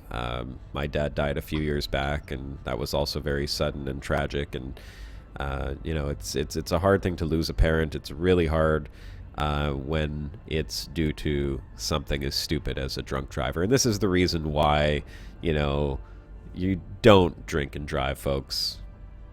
Traffic is still the most dangerous thing we have around, pretty much. Yeah, I think in the US, guns are up there with it, but I think pretty much everywhere else in the world, traffic is, I think, the #1 cause of death still. And I'm sure that around the holidays, it's probably like Even higher, even higher, because people don't think about that stuff. You know, you're going to parties, you're going to New Year's parties and Christmas parties and company parties, and they drink and drive, and people die. You know, and it's you don't know who is going to die because of it. It could be you, it could be someone else, or it could be a loved one of another person. And you know, it's all it takes is a little bit of responsibility, and we could cut down on stuff like that. And it's a terrible thing. Mars is a great guy, and he certainly didn't deserve to lose his father in such a terrible, tragic accident. But you guys head over to his Discord or send him a message in game. I'm sure he'd really appreciate that. You know, show some support for Mars. He's done a lot of hard work in the community in terms of entertaining us and putting his videos and his live streams together. So it'd be nice if everyone could show a bit of support for him. Yeah. We know how good a community the Elite community is. I'm sure we can all pull behind him. Yeah, for this. Absolutely. Well, moving on to less somber note, we had the next broadcast. We had Obsidian Ant join us, the legend, the voice, the Ant. That was a great episode, and gosh, it was really cool having Obsidian Ant on. I mean, for anyone who's a YouTuber in Elite Dangerous, Turgeon, you, me, Shibuka, anyone really, Yeah. we all kind of look up to Obsidian Ant. Yeah, he's the benchmark of elitists, really. Yeah. He's there. Which, by the way, I think he just passed 60,000 subscribers, which wow, is well done. amazing. So, you know, if you want to head over to his channel and wish him a big congratulations, or just send him a PM. He's in the bro. He's a member of the Brocast Brobar Discord as well. So you could just send him a message, say, hey, congrats on 60K subs. I mean, it's amazing how well he's doing. He continues to produce good quality videos all the time, and you know, he's got a game on there that he covers, Everspace, I think it's called. Yeah, that's I right. saw that, yeah. It looks kind of cool. I was thinking about picking it up. I saw it, I think, on Steam, and it wasn't too expensive. It looked like a really cool game to play. I've watched his videos on it. It doesn't seem like it's very complicated. And what is he? He says it's like roguelike, right? So your progression. How does it work? If you die, you lose. If you die, you basically get reset back to the sort of beginning of the map, but you do keep some sort of experience or not upgrades, but you do have like some skill consistent points or something. Yeah, exactly. You do have some progression that gets carried over, Right. but you basically have to start over again. But each run you do you will get further, you will get better, you will get better upgrades, or you just see what is out there. It's sort of story linked, isn't it? Yeah, I think there's like. So it makes sense if your character's out of the picture and you have to start again building those reputations for the NPCs. Kuo Young Woo says, "Don't drunk and play Elite 2. I got it a few times by accident. Bought 3 Corvette instead of switching to current Corvette." It happens. Yeah. I mean, if you are going to drink and do anything that involves driving, just do it in a video game. Yeah. In fact, you want to see how bad of a drunk driver you are, pick up a racing video game and then try to play that drunk and see how much you crash. And that's the reason why you shouldn't drive drunk in real life either. Really, really bad idea. After Obsidian Ant, then we had... what did we have here? This was... Radio Sidewinder. There we go. With Cold Glider and who else was joining us on Radio Sidewinder? We had It was Arbitration. Arbitration, right. Radio Sidewinder joined us for a very nice episode. They gave us, I think, the idea of the soundboard because one of them was using their soundboard there. Yeah, Cold Glider was constantly spamming the love how bad that's Right. That was a fun episode, actually. Those guys are I mean they have a lot more experience than we do with the whole broadcasting thing, so they were much better prepared for it. Their setup is fantastic too. I mean, like one person just doing soundboard, one person just doing all the sounds entirely. And they have like their live shows scheduled and prepared and scripted and to some degree, not like us. It's like, Turgeon, we got 5 minutes. Can you throw together a quick thumbnail? Yeah. Oh yeah, I'll be on in a sec. What are we talking about today? Quick guys, quick brainstorm. We need ideas. 30 seconds. We're live. Do you want a sound sample? Well, only if it's 3 seconds. Hey, we're not completely unorganized, but I mean, if we've got an event Pretty going close to on, it. we're about the closest thing you could get to unorganized without being unorganized. Oh my god, you can't be serious? I can be serious, actually. Yeah, but So that was the episode where we had the Sidewinder race, am I right? like Not the Sidewinder actual race, but the Radio Sidewinder Rare Goods race, am the I right? Radio Sidewinder Rare Goods race, and this is the one where I think you won. Exactly, and if you take a look at admin, you can pull that off right now, and show people, because that's Okay. what I sent Cold Glider afterwards, because he wanted to know if I received the actual prize I won. Oh. And in fact, I did. Oh, sweet. Yeah, here, let me pull this up. Hang on one sec. Save image. Brocast. That's great. A nice PC you got there too, hey? Look at you with Yep. your big fancy window. But look Invested at that quite mug. a bit of time and Look money at in that that. mug. Hold And on, what's I'm gonna perched put on the top picture of up that here. mug?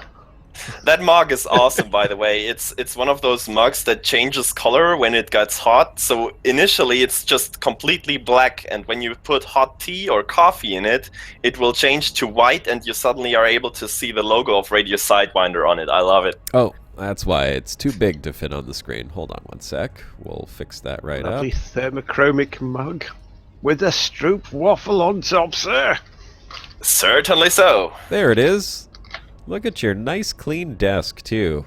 Gosh, you're like the dust master, hey? The clean desk is a horrible thing, I have to say. The resolution is just not good enough so you can see all the dust. It's horrible. Oh, is it? Yes. I Well- really would have to clean again here, but you know Let you off, sir. how it is. You don't get to it. Yeah, I know what you mean. Well, I completely rearranged my room the other day to fit the Oh. green screen in here, which I'd love to show you guys, but I can't actually show it to you right now because it's a little bit of a mess still. But But yeah, less quirks today. Your picture looks proper today. I think I've got it figured out. The only thing that's actually weird right now is that the slight reflection here on the microphone is got like this black bar, which just checking to make sure that it's not actually Yes, there. Wait a second. That mouse mat, by the way, has some serious history to it. It's actually just a piece of cork, I don't know, dampening material. I wanna see I that. don't even know exactly what it is. It's just a piece of cork material with like a foam on the bottom. You can stick it to stuff, and I found that on a parking lot. I'm serious. I just found that on a parking lot and liked it so much that I just stuck it onto my desk and used it as a mouse mat for probably like the last 4 years or 5 years now, and it's still the same piece. It's falling apart and it's just disgustingly dirty. Oh, But there's a I Stroop just waffle. love it. Yeah. Well, there's a thing about just finding stuff. I mean, I've got the same at the front of my. I've got the monitor sitting on top of one of these beige But box that's things just that has I paper. got used to playing like that. I have my mouse on the highest sensitivity Yeah. possible, pretty much, and I don't actually move Play my little- arm. I just move my hand sitting on my wrist. You know, that's all the movement I do, and I just got so used to it that that's how I play. Well, we then had Grey Test. I think this was a stand-in you had for Shibuka. Looking at the screenshot here, this was our Gamer Girl episode. We had Mr. Grey Yeah, Test exactly. standing in for Shibuka, and Jezza and Rhea joined us to talk about girls in gaming. And I don't quite remember what we actually Was that did in Shibuka's that first episode. absence in that one? one of Shibuka's first absences. I think that was the first time he was not there. I can't remember why. I don't know. Oh, probably technical difficulties, Reasons. power outage or something. Oh, that's right. Yes, he had the storm, didn't he? The hurricane, yeah. It could have been that Yeah. episode. Very, very well could have been that episode. Very well could have been. Yeah, because he had quite a storm, and he showed us all photos of his street with trees down all over the place. And Oh, yeah, that was quite the thing. Tim is asking if Tiny Shibuka is coming soon. So just a very quick update. Shibuka's baby has come, by the way. For those of you who don't know, Shibuka already did have his baby. And I don't know, did we show pictures of Shibuka's baby yet? Were we allowed to do that? I think we did. He hasn't. I think that's what he's going to plan to do when he pops in sometime. But we haven't actually shown him yet. No. He has put together, or he's putting together, a little something special for everyone on the Brocast because he misses you all and he wants to jump back in here as soon as possible. I know he does, but being a baby daddy now, he's got other responsibilities. So he's putting together a little something for everyone, and that'll be up in a few more days, I think. He said he needs like a week or so to get it together. So by next week's Brocast, I think we should be able to expect to see something from Shibuka. Here is the next one. We had Obsidian Ant come back on again for the Guardians 2.2 Beta and Elite Meet and EGX. That was where we got our first glimpse of the alien ruins. Yeah, because that was courtesy of him, because he was at the Elite Meet, wasn't he? Yes, he was, and we got to show off some cool footage there of the alien ruins, which we then later saw very much up close and personal. Being fortunate enough to be one of the first ones there. That's on one of our broadcasts. What else did we have after that? Oh, then I think this was another beta one. This was just talking about... There's a little mini Shibuka in the background there. I don't think Shibuka made it on for that one either. He was out for a couple of weeks. I don't remember what the problem was, but this was for the Beluga Liner passenger missions. We went to go check that one out. I'm just going to skip through some of these real quick just to see what these all were. Hey, there's the flu bug one. And we'll swap that one over to Turgeon's face. This was the introduction of Osiris New Dawn. If I'm not mistaken. Yes. Yeah. With your nemesis, the sandworm. With my nemesis, the sandworm. Let's see. That was something else I told Shannon about. Yes. she did mention that one as well. This was where we showed off the that long gameplay video, 30 minutes, 45 minutes of gameplay from the Star Citizen. The Star Citizen one. Yeah, that's right. Well, their staged gameplay demo, I suppose you could say. It looks way better than I think anything is in the game right now, and none of this stuff is playable, but I will say, when they do get to the point where you could go ahead and land on planets and do all of this stuff, I'll be very excited to cover it on the Brocast a lot more. But we also checked out, I think... Did we check out Osiris in this one? I believe we did, yeah. Yes, we did. Here it is. Yeah, we only talked about Star Citizen, and I think you talked about Altera as well, because you have it on the thumbnail. I had it on the thumbnail, but I couldn't find the actual Altera itself to get it to play. That was the only thing. I wasn't able to... Yeah, exactly. I have it. I own it. I purchased it a while back. I purchased it because it works for VR. It was amazing in VR, actually.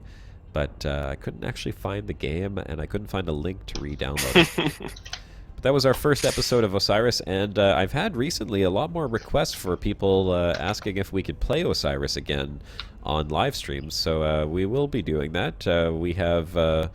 We invested a bit of time into building a cool base in Osiris. Now we have our spaceships.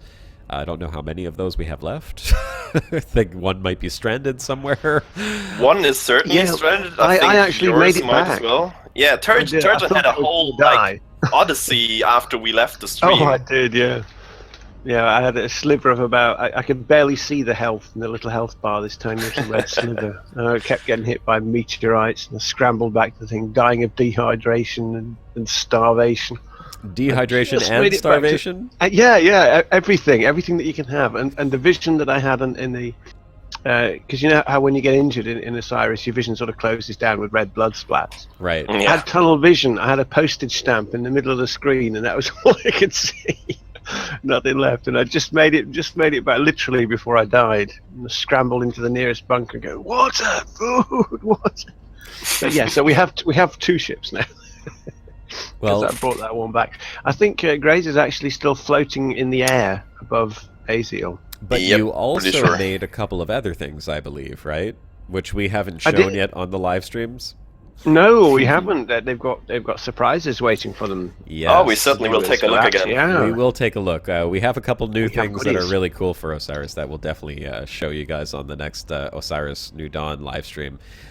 Because I think Turgeon and Great Well, Test Commander managed to Rod there build says the he's other stuff. considering buying it. He likes how it looks. Is it worth getting now or wait for more content? That is a tricky question because it doesn't really have much content. Yeah, the content is really lacking. I mean, like, if So- you want to play any of the games that you've seen us playing on live streams right now, the only game that I would recommend besides Elite Dangerous is probably Astroneer. I So mean- I guess our tip would be just keep watching the streams. Yeah. And then get it when it's got Well, some more content. I'm not sure if it's on discount right now on Steam, so that might still be a good chance to get it, just because it probably won't get any cheaper in anywhere in the future for some time. But if you don't know if you have any interest in it at all, then probably just wait for more content and more like story, maybe even in the game, Yeah. and then you can make a new decision. Right now, there's a lot of stuff in the game that you can get that doesn't actually do anything. I mean, even flying to the other planet is all cool and all that, hey, now I can fly to another planet, but there's nothing on the other planet that you can actually do. The Yeah, stuff it's you still very harvest much is, work in progress. yeah, it's all work in progress. And Ku Young Wu is asking if it's in beta. I'm pretty sure it's not a beta, it's an alpha.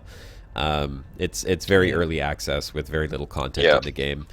The point right now of playing the game is really just to show off like things that they're going to expand on later on. There's no real content. There's no real story. You don't feel much accomplishment for doing anything in the game, to be honest. So we have to wait. It's for more basically big you releases. building your base. That's nice. You see the progress there. But after you build your base and you were across the map exploring a bit, it's kind of boring. Yeah. Yeah, it's 20% off at the moment anyway. Oh, there you go. So, I mean, if you're thinking about picking it up, it's discounted, so you could always have it sitting in your library ready to go and go check it It out. says it's £15, 19p for me. Don't know what that is in other monies. Then next up, we had the Ancient Alien Ruins. So, right, very shortly after the end of beta blowout there, or whatever it was with Elite Meat, we actually found the runes, or Xdeath discovered the rune site, and then we went and brought that to you on the broadcast. In fact, let's see here. Maybe I can get this over to a quick shot of the runes.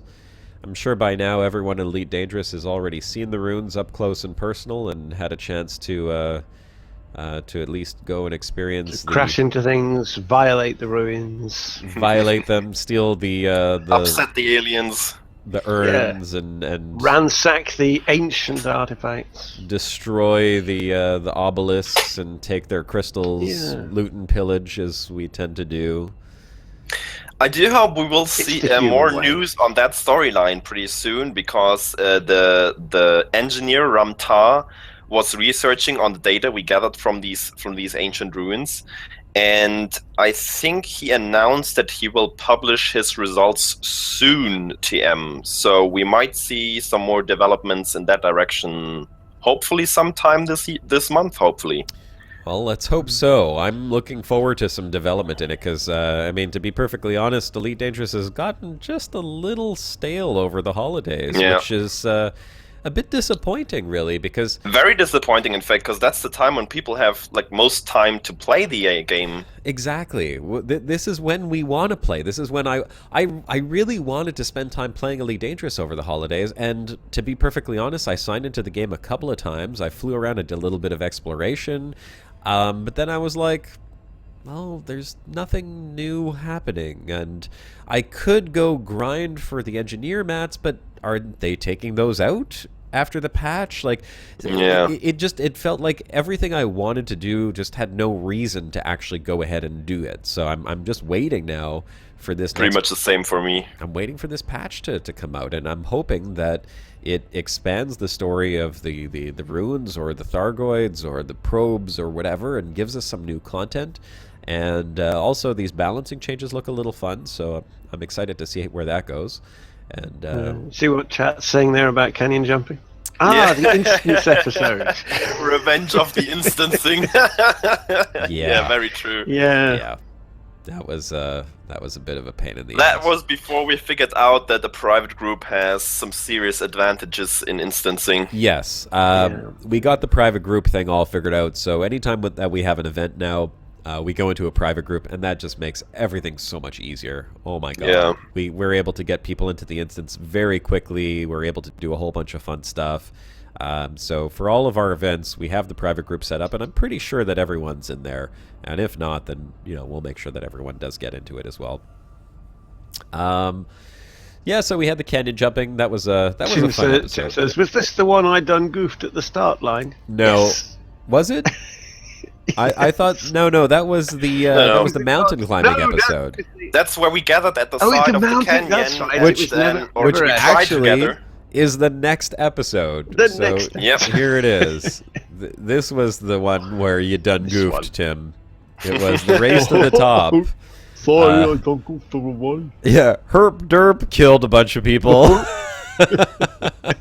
I will say though, Tim, I mean, in your own defense, it was a pretty funny thing to watch as your anaconda just like smeared across the start line and crushed a couple of SRVs, and all I saw was like tires going flying off into the distance. Like, oh, there goes some people. No, Tim, no. After such a long wait to get started, too. In fact, here I think I jumped right to the spot. Let's see. Yeah. Because which one of these ships is yours, Tim? Is it the blue one on the left or the purple one on the right? I'll wait for it to The blue one. search the goof. I literally just scrolled and I came across this, and I think this is it right here. Let's see. Yeah, the blue one. He's the blue one. Let's see if we could watch that. And here comes the boost goof. It was so bad. All these guys waiting so long to get there. I'm like, Yes, big that's, ships, the purple one's general, just guys. make sure you keep a little distance, please, big ships, and then smear. But I have to be thankful because that actually enabled me to actually join the race and in the end win it. Because I was like 3/4 of an hour late to that spirit, to that episode. How much did you pay him then, Gray? Now the truth comes out. That's under disclosure. I can't say anything about that. I'm sorry. Well, I don't know where the exact moment is, but this was the race to the top of Mount Everest, and it was a fun episode, actually. This really introduced me to the whole mountain climbing thing, and I will say, if you have not done mountain climbing in Elite Dangerous in your SRV, you're really missing out. It's one of the most challenging things that you can do in the game, I think, and nerve-wracking, yes. it's nerve-wracking, and honestly, I think it's a part of the game that's a little underplayed. You know, there's not a lot of gameplay associated with SRVs unless you're doing like the base rating, right? Which, I mean, let's be honest, it's not that exciting, the base rating.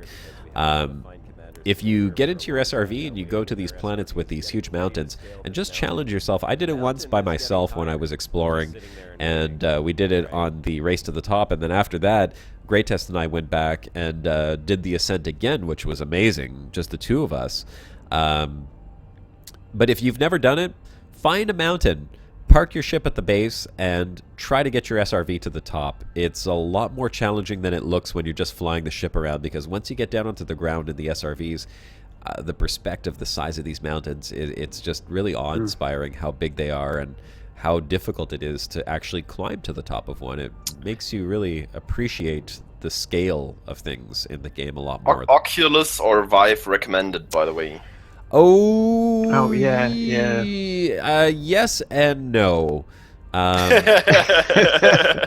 Yes and no. If you want to have the scale, yes. If you don't want to get sick, no. Yeah. Well, I think it also gives you a better perspective on the angle that you are halfway up a mountainside. You're going to better feel a bit in VR. It does and it I don't doesn't. have VR, and that always confuses me because I'm thinking, well, I'm not that steep, am I? And then I have a proper look at the the balancing, and I think, oh yes, I am, yeah, because you just can't tell. I got no feedback from it. The tricky VR, thing you with gotta- VR though is that you don't actually get that feedback either.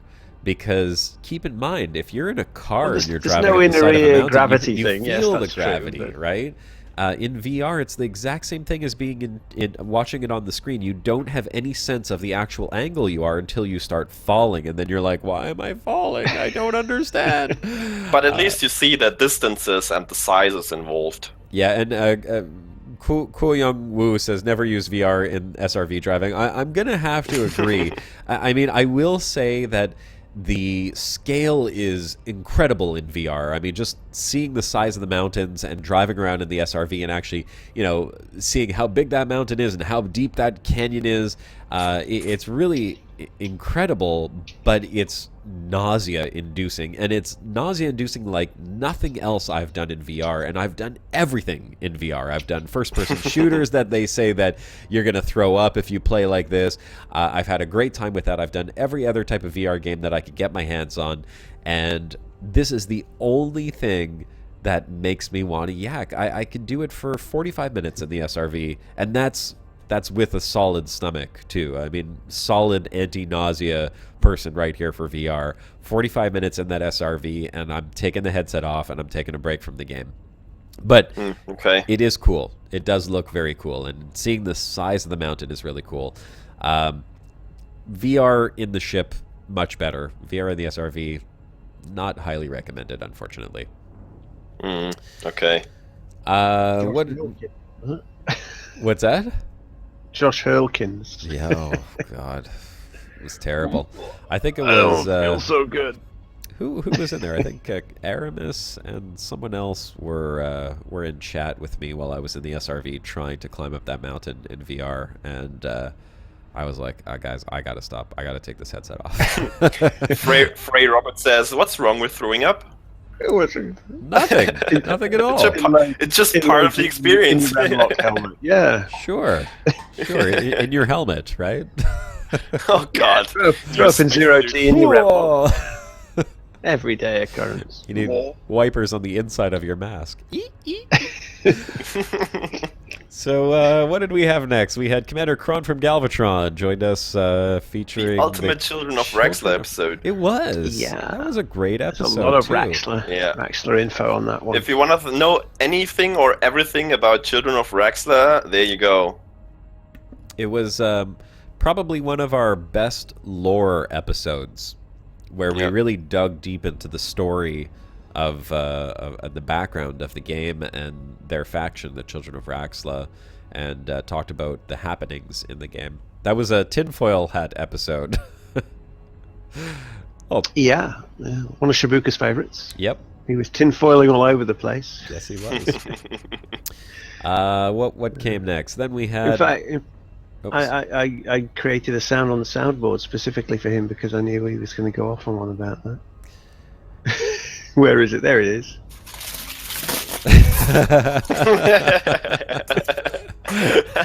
Yeah, that's Shibuka's custom sound. You need like an Andra sound sample which says tinfoil engaged. Yes, your hat, sir. yeah, that's Tim good found result. his done goofed at 107.39. I'm not going to go back, Tim, because I'm just looking at the time. This is just going to be a 2-hour episode. This is just a New Year's special recapping 2016 and what we're looking forward to with 2017. But we're only going to do 2 hours, so we got like Yeah, we have 20 20 minutes left, and I guess about 10 episodes to go through still. Yep, I'm going to start going through them quicker. No Man's Sky update 1.1. That was the big update for No Man's Sky, which I've played around with a little bit. I have not put anything up on my YouTube channel, but I'm not going to lie when I say that I'm pretty impressed with what they did with that update. Now, they added the three game modes, the classic mode, survival mode, and creative mode. Creative is just like build whatever you want, unlimited resources, build your base. The base building in No Man's Sky is really cool, actually. A lot of fun, really easy, quite intuitive, and you can build really cool custom bases, really big bases too. It also introduced the freighters, farming, bunch of other things. But the survival mode was the one that I had kind of played the most of. And as much as it is challenging, I almost find it a little too challenging. It's too harsh. Yeah, it's the lifting off from the ground challenge. Oh man, It uses all of your fuel. Yeah. everything. So you like that's something that I think they should tone down a little bit because I mean you take off one time. It literally takes you like 20 minutes just to get enough fuel to take off once, and then once you land, you have to go and find more fuel, and it's not easy. They restricted the amount of fuel that was available. So, what do we have next? Was the Sidewinder Destruction Derby? That was a fun episode. That was fantastic. Yeah, that was a great one. Let me see if I could show off a little bit of the action we had here.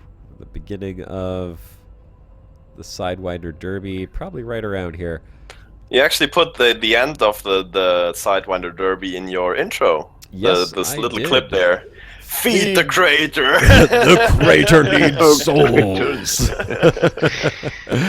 that was a good one. It was a very interesting episode to watch, too, because we thought that people would be crashing into each other and it would be very quick.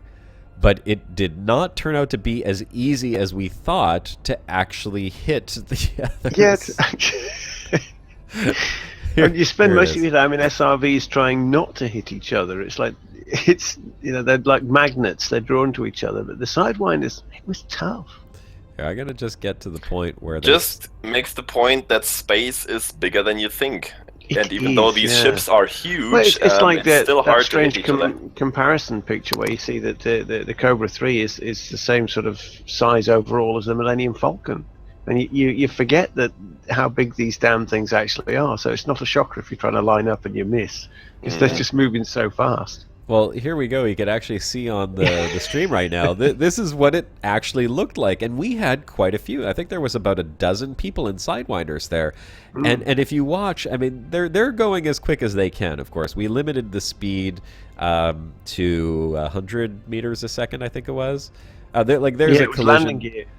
with a Collisions landing with gear. landing gear, so, Right, yeah. just so that people wouldn't accidentally go flying out of the crater, because we wanted to keep it all within the crater.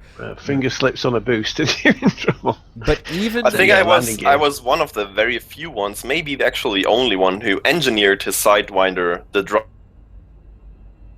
Oh. In the end, that didn't help me that much because, I mean, I managed to catch up with folks and hit them sometimes, but in the end, that would just mean I died quicker myself because the guys who kept a little bit their distance and tried to avoid hits were actually the ones to survive the longest, clearly.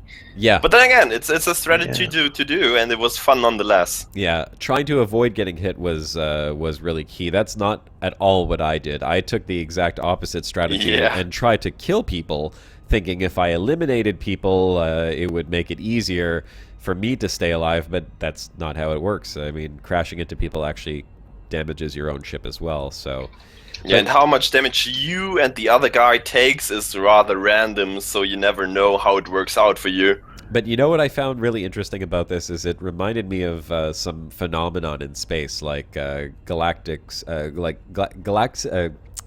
clusters and star clusters, and even our own galaxy, as to how much space there is in between all the different stars and planets. And this is why, you know, when you talk about galaxies merging, like Andromeda is going to merge with the Milky Way at some point in the future. There's pretty much nothing actually happening there. Nothing is going to happen. These two galaxies will merge and everything will just kind of pass through it, and no planets will collide and no stars will collide, and the chances of it are like almost astronomical.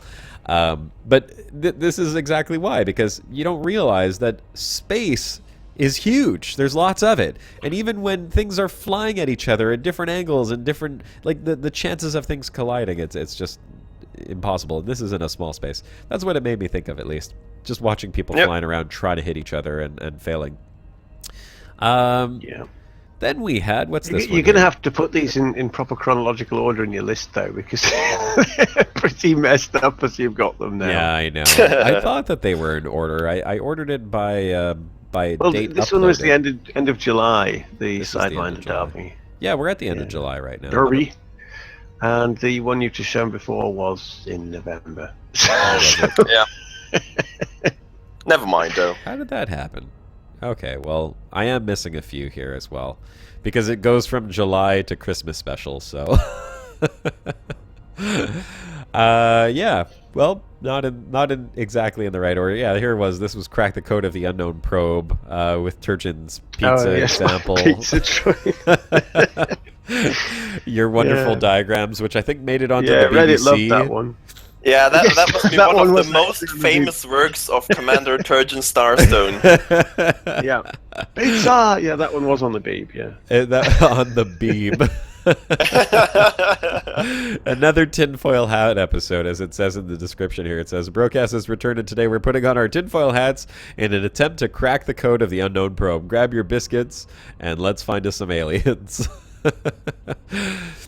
Yeah, that was a fun episode. That, again, another code that has literally brought us nothing. Technically a pie chart, says Sam Zilborg. That one was proper. Yeah, pie chart. Yeah, it was. That one was proper messed up because they gave it to us it's kind of in the wrong order, so we couldn't make any sense of what we had, and people went off on these mad theories, and they didn't actually have any way of proving if theories were right or not. Yeah, because they hadn't given us enough info. And then somehow, I guess, yeah, you must be right. I don't know how I have so many episodes out of chronological order, and because YouTube has clearly messed that whole thing up. Because the next one shows the Bromas podcast, our Christmas podcast that we did right before the holidays, and that shows up as the very last one. So I went through 25, but there's apparently 6 more episodes somewhere in there. Yeah.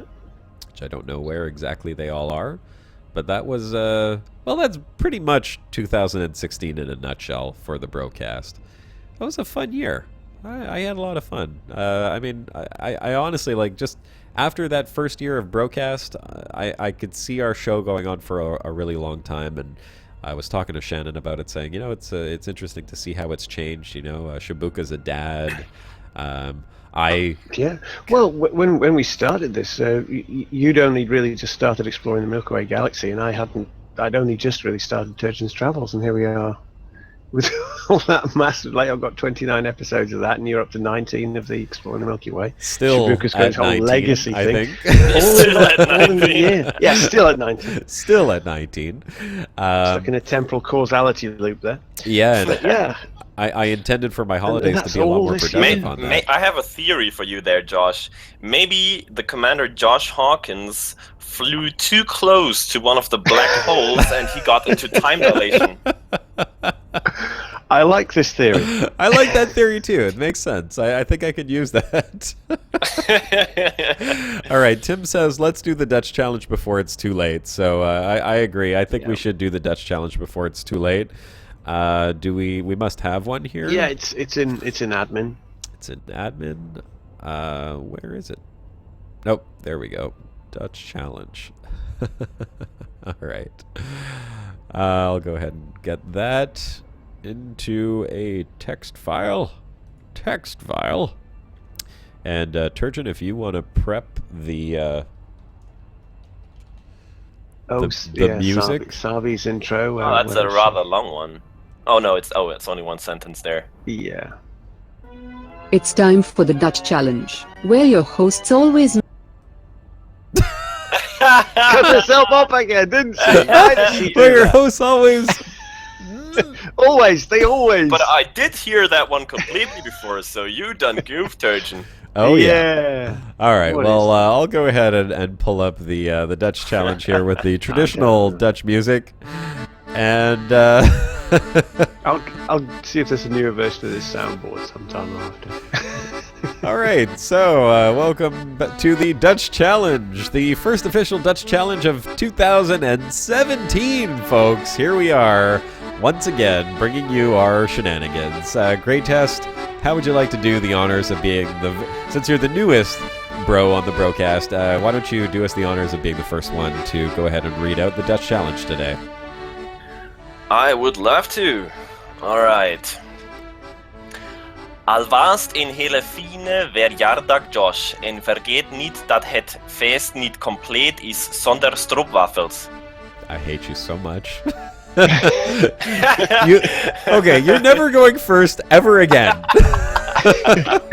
I mean, seriously, that sounded so good. I don't even Yeah, want but to it's see what like a Tim's score linguistic was on that. compass. It points you in the right direction of what these Yeah, words just do sound it like. just like me, Joss. Easy. Just- Though Greytest doing it is unfair, says General Ghost. That was amazing, says Cookie Rebel. Jeez.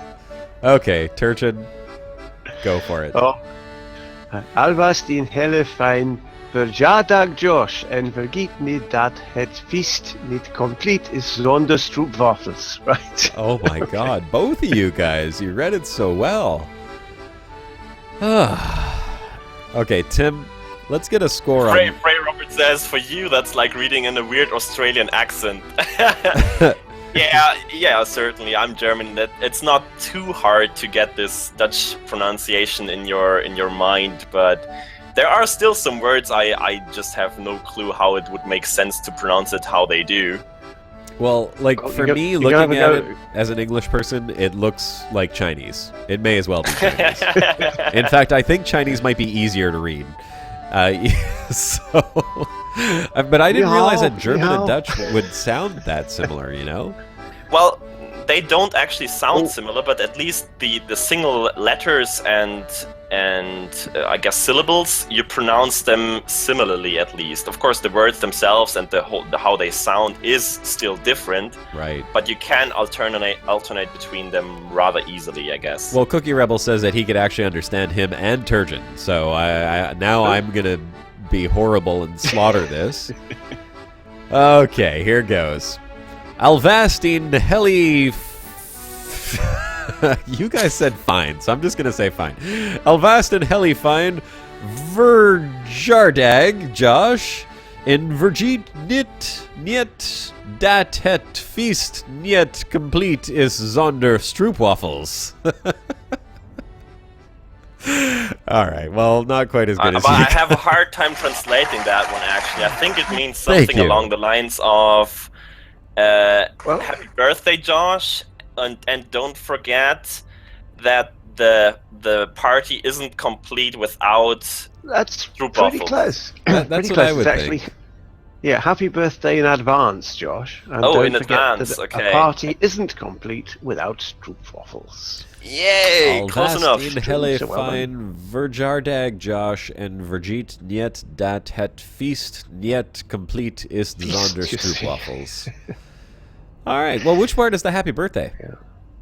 Heli The fine? first one, verjaardag is birthday, I think, Yeah. and fine is happy or good. And yeah, the first part I don't really know what alvast in hele means. Well, Tim, thank you very much. I got 11 on 10. Yes! Commander Kuhut says, stick to Canadian, Josh. Oh, actually, great test. You got 10 on 10. Turgeon's got 9 on 10. I got a 5 on 10. Thank you so much, Tim.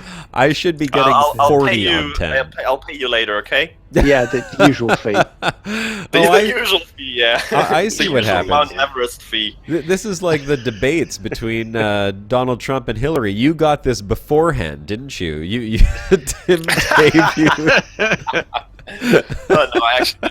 But hey, why we can do a German challenge at one point, then you can compare yourself how similar Dutch and German are. I would be willing to try a German challenge. I think I would probably do better at the German challenge than the Dutch challenge. Maybe. So, well, now that 2016 is gone and we've covered most of the Brocast from 2016, what are we going to cover for 2017? Well, we have Astroneer. Excuse me. That's gonna stay apart for a while, probably. Yeah. Are I- we going to have Star Citizen, though? Yes, we have Yeah. Star Marine is now One of these officially out, so I might have Star Citizen up on there with some Star Marine action. I also downloaded, what was that? Space Engineers. Space Engineers, right. Oh, Space Engineers, yeah. I'm very much looking forward to that. Well, I know you have it, and I know Tim has it, so... He keeps bugging us. Come Yeah. on, do Space Engineers. I It's so have- good. It I is hadn't good, though. downloaded it until just a couple days ago, but I do have it downloaded now, so we will be able to do some Space Engineers. I'm not sure how we should start Space Engineers, if we should just load it up as a fresh game where I know nothing and just watch me make a noobkins out of myself again. That's how we usually Sounds- have it, you know? That You are the sounds good. Noobkins and Yep. I am the It's a wise winning man formula. who teaches you. Yeah, Greytest is the wise man who teaches me how to play video games. So A winning formula, yeah. we have Dave 243 says Helion is out in January. Actually, you know, this is a good question. I have that on my wish list, actually, yeah. For you guys in the chat right now, do you want to tell me what games you'd like to see us cover in 2017, whether that's a new game or an old game or any other game for that matter? Go ahead and put the name of the game in the chat so we can get an idea of what other games you'd like us to show you on the Brocast. One of the ones that I was looking for is the new XCOM is coming out, right? I have one no, game wait. in particular I'm Not very XCOM. much looking forward to, but it's kind of weird because I don't think it will be out on PC. It's a PlayStation 4 game, but the name is very confusing for us space boys because it's called Horizon New Dawn. Oh. It's very different. It's like a story-driven game on PlayStation, but the looks are so amazing, and I can't wait to know more about that game. And I might have to play it on the PlayStation of the boyfriend of my sister because I don't own one myself. Well, that's the game I was talking about. Don Branham brought it up. Mass Effect Andromeda. That's one that I'd like to Oh have on yes, here. very definitely. And that's a AAA title as well. Quiet. I dog. picked up Viscera cleanup detail the other day, which is Visceral cleanup surprisingly compelling. Actually, it's surprisingly compelling. Viscera cleanup detail. Yeah. Well, it is. Mass Effect for sure.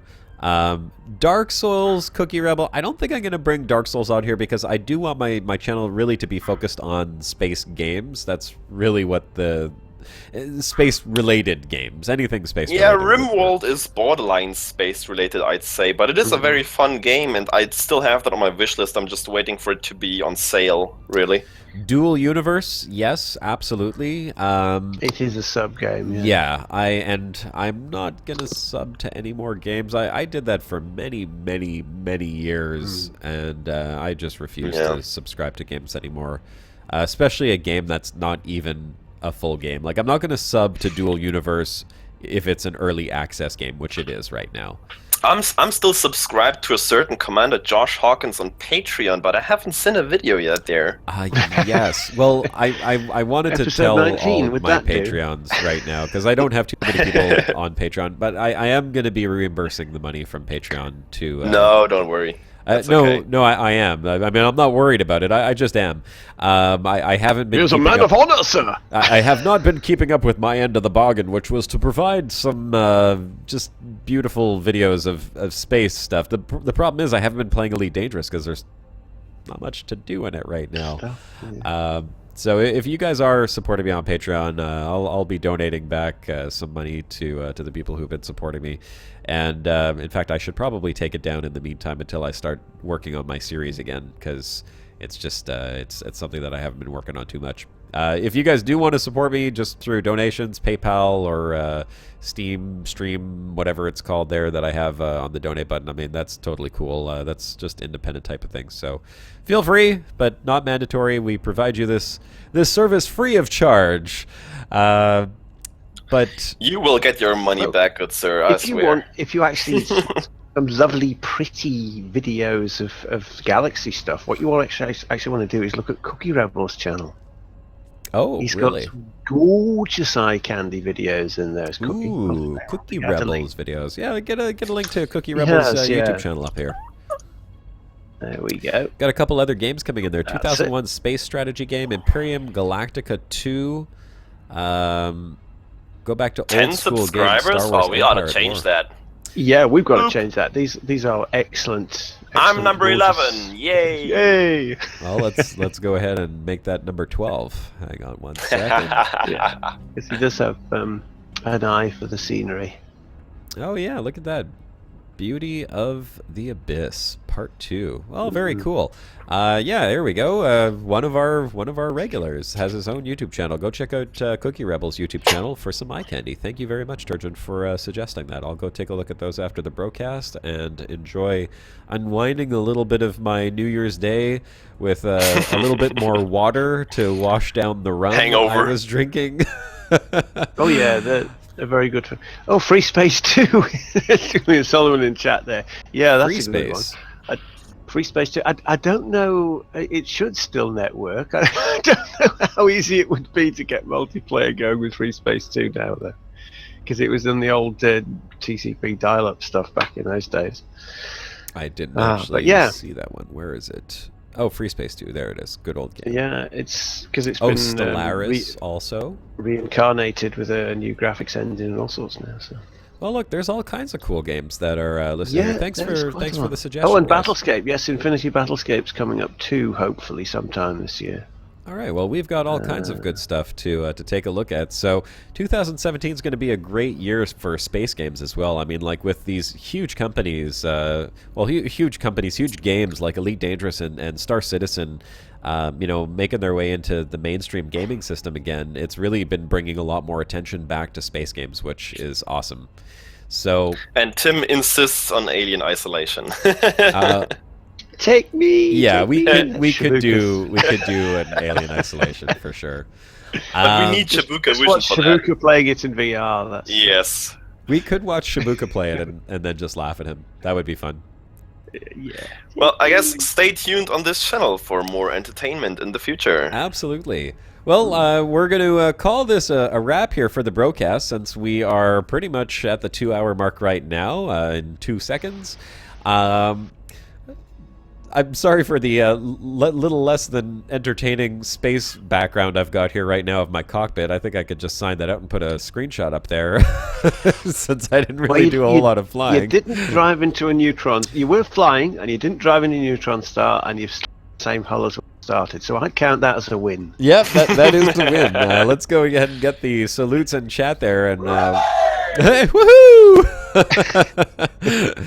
All right, so we've got Tim, Captain Pip, me, Grey Test, General Ghost, Kung Young Woo, Commander Sinclair Research, Cookie Rebel, Jerome W, Commander Div, Commander Rod Waiter, Top Blazer, Matt Galaxy, Frey Robert, Lee Mitchell, Don Branham, Commander 11101111111, X-Men 2008, Danamaster, Alan Campagnaro, Doom WZ, Kaba 42, Commander Kuhad, Academic Dust 894, 111111, and again, Div. Ugtentide, Daniel, Roderick Willis, Commander Vibavkmom. Is that MCM or Mom? I thought it said Mom at the end. Timothy Langfield, Unknown Elite, and he wants me to say his name 3 more times. I can't do it. I can't even do it the once. And for anyone else who gets your salutes in there, if you do watch this afterwards, Veiled Rover, for example, just sneaking one in right at the end. Want to say once again, very happy New Year to you guys. Happy 2017. Happy 3303 for the Elite Dangerous players. And there's going to be a lot more upcoming games coming up on the channel this year for 2017. So I hope that you'll be joining us every Sunday from 3 p.m. till 6 p.m. for more broadcasts as we enter the new year. And then maybe next week we'll all see Shibuka's baby up on a little video that he's prepping for us as well. So, Yay! We're going to call that a wrap. Thanks so much for you guys to all be here. Turgeon, Grey Test, as usual. Thank you very much for joining me today for our broadcast. Anything you guys want to say before we close out the stream? Just Catch Happy y'all New soon. Year. All right. Well, this is a very happy New Year from all of us here at the broadcast. Happy 2017, 3303, and all of that good stuff. And this is Commander Josh Hawkins signing off. America!